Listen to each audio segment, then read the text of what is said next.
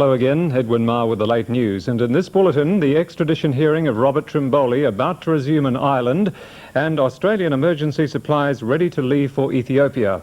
But first, the AIDS scare. And as federal and state health ministers prepare for tomorrow's crisis meeting on AIDS, precautions are already coming into force to stop the disease spreading by blood transfusions. The Red Cross is screening all donors in Melbourne by asking them to sign a declaration stating they are not prohibited persons because of homosexual activity or drugs. So far, no one in Victoria is known to have contracted AIDS through blood transfusions. But news that a donor linked with the deaths of 3 babies in Queensland has also given blood in Melbourne has prompted authorities to act. Blood from Melbourne's 150,000 donors is no longer being mixed with blood from interstate.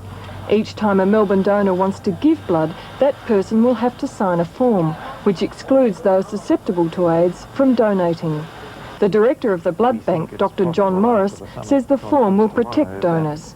Legislation may be introduced for making it an offence for people like this to give blood, and for the protection of the donors, we think that they ought to sign a statement that they don't belong, and this will be then evidence if anybody is checking up on the donors of a particular batch. In Melbourne tomorrow, Commonwealth and state health officials will hold their own summit conference on AIDS. It's expected that guidelines will be drawn up for a nationwide attack on the disease. Agnes Warren, ABC News. It's been revealed in Brisbane that 13 of 18 people who received blood from a suspected AIDS carrier have died. But doctors say AIDS may not have been a contributing factor. Senior health officials and Queensland Health Minister Brian Austin met the media today before flying to Melbourne for a federal state health ministers summit on the AIDS dilemma. Previously, it was only suspected that the 3 babies that died recently had AIDS. Today, it was confirmed the cause of death of 2 of the babies was definitely AIDS.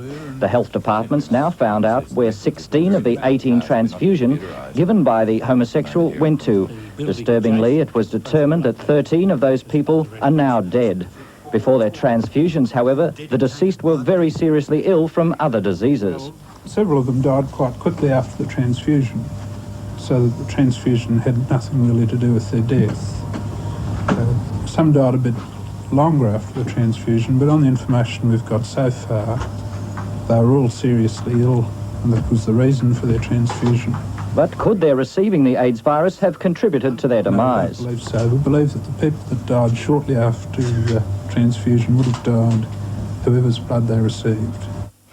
The alleged Australian crime figure Robert Trimboli is due before an Irish court about now. A magistrate in the Dublin District Court will resume hearing the extradition case, which was adjourned last weekend after Trimboli's lawyers sought a 7-day recess to prepare their case. Trimboli's senior counsel says the extra time was used to obtain legal advice from Australia, and the defence case is now ready.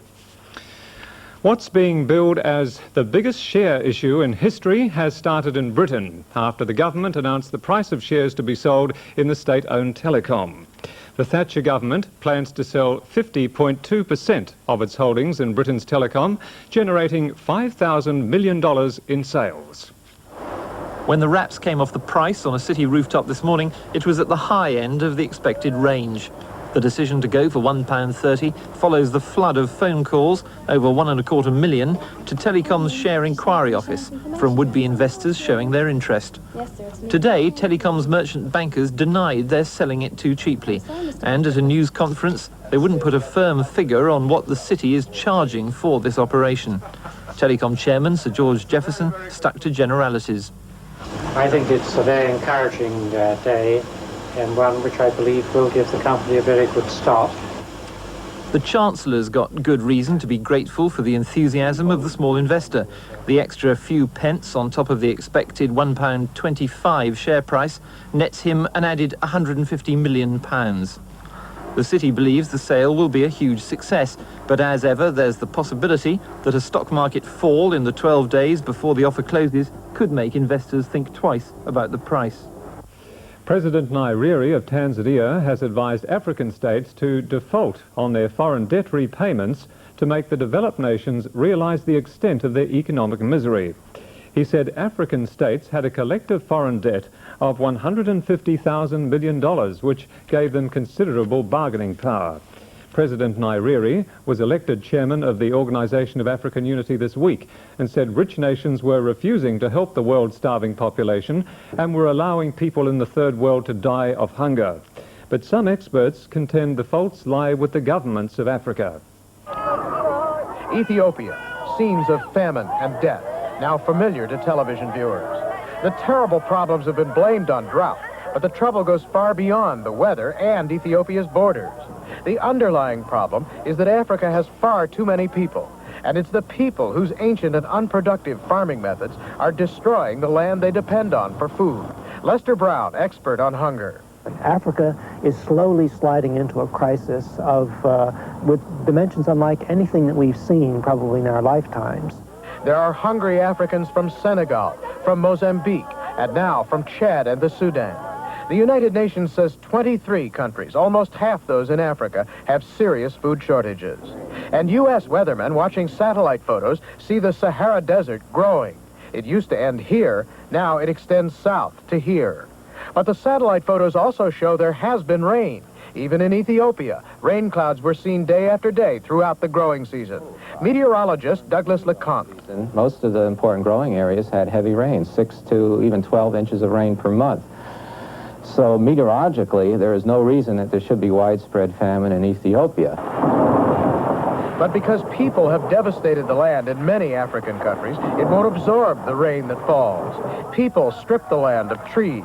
People slashed and burned the undergrowth. People wore out the soil, leaving it vulnerable to massive erosion. The first emergency aid from Australia to famine-stricken Ethiopia leaves Melbourne tomorrow. The consignment of 30 tonnes of food and 5,000 blankets was purchased from the $1 million donated to World Vision's Ethiopian Appeal. The 10 tonnes of high-protein biscuits, 20 tonnes of edible cooking oil and 5,000 blankets was packed and loaded onto a chartered aircraft today. The plane will leave Melbourne at 7:30 in the morning. World Vision says the aid will keep alive thousands of families and feed and keep warm many children who are at greatest risk from starvation and disease. It's the most appropriate sort of aid to send by air. The amount of grain that is required can only get there by sea. But no grain has left Australia yet, which means it can't get there before Christmas. And we've decided to send food supplements that will be usable immediately and valuable immediately. This aid will arrive in Addis Ababa on Monday, and within hours, World Vision's own aircraft will begin distributing it to refugee centres throughout the country where it's needed most. Brian Abbott, ABC News, Melbourne. Victoria's 150th birthday celebrations are officially underway. The 12-month-long party was opened today at Portland, the site of Victoria's first European settlement. And the weather could not have been better here in Melbourne for the outdoor activities. Melbourne's 150th birthday celebrations got off to a slow start in the Alexandra Gardens, but organisers expect crowds to grow tonight when there's to be a huge firework display on the River Yarra. Today was the start of a weekend garden party that is expected to cost about $250,000 of private and public money. There's entertainment in 4 separate stages, 2 in the gardens and 2 anchored on the river. There'll be jazz, big bands, rock and roll, bush bands and comedy. For the children, there'll be life be-in-it games and free lamingtons. And for the footsore, a ride on a Cobb & Co coach. Tomorrow the party continues, with a concert by the Melbourne Symphony Orchestra in the Maya Music Bowl as a highlight. Now, Tats Lotto and the numbers you need to share in this week's First Division prize of more than $1.8 million are 1, 5, 24, 25, 36, 40 and the supplementary 2. Now to that other lottery, the weather, and looking at the map first of all, and the weak front will move out over the Tasman Sea tonight. The high south of the Bight will move rapidly eastward and the airflow over Victoria will turn warmer northwesterly again tomorrow.